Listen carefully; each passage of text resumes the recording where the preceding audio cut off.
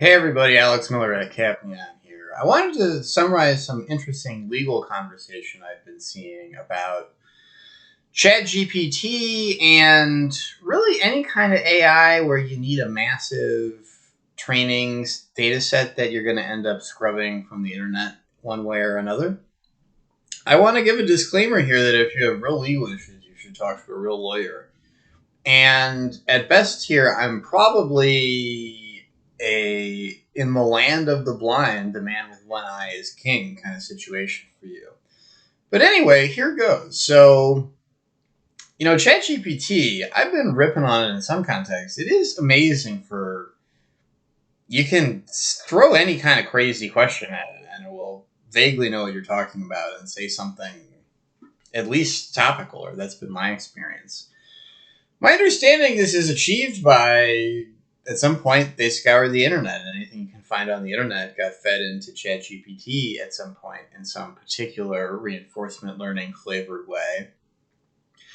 This creates a lot of data privacy and intellectual property issues. So, for example, I got a great comment on a video I posted last week about, I stumped it with this silly Battletech question. I had not given thought, but should have. Well, they're spitting Battletech content out at me. How do the Battletech people feel like that? And they can't have checked in with every company in the world. And I think this is more or less legit right now, I should add. But it's a little bit of a head scratcher. Here's the interesting legal issue. That information, few paragraphs about Battletech get spit out to me. You could argue this is a new thing. We created a real new mind, you could say, and it did new creative work to generate these paragraphs about Battletech, just like I'm allowed to blog about Battletech if the ideas are mine and they're not wholly derivative. So I could have an opinion about how to play the game. I'm allowed to do that. That's not infringing their IP.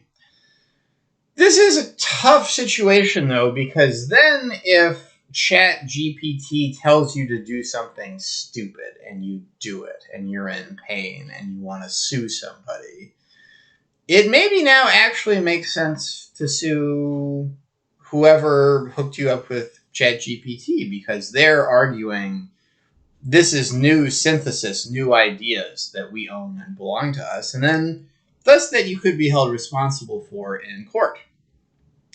Well, what's the other side of the coin here?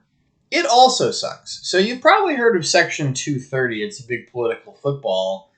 I would be happy if you didn't believe what I said, if you carry that skepticism around what other people say. But the gist of Section 230 is, of course, a platform like Facebook. Somebody posts something vile on there. Facebook can say, we just facilitate people speaking. It's not our speech. So if there was hurtful speech on Facebook, that's not something you sue Facebook for.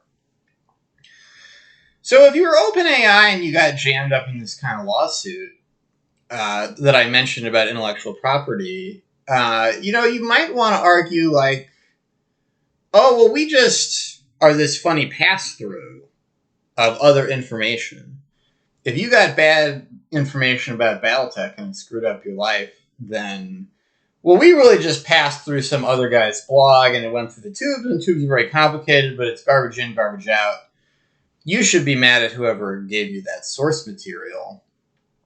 But then that's exactly the opposite of what they would like to argue when they're in trouble for infringing intellectual property, potentially. So the people that make these things, OpenAI, Google's got Bard coming out, they're in a position where they have two legal problems, and it will be very difficult to solve both at once. And I think we're finding out right now exactly what kind of path people are going to take and how it's going to work out. And of course, there could be action on other fronts. So Section 30 has been vaguely under attack, controversial for some time. Everything I've said here, the calculus is different if it goes away. But it is the proverbial rock and a hard place, and it's going to be really interesting.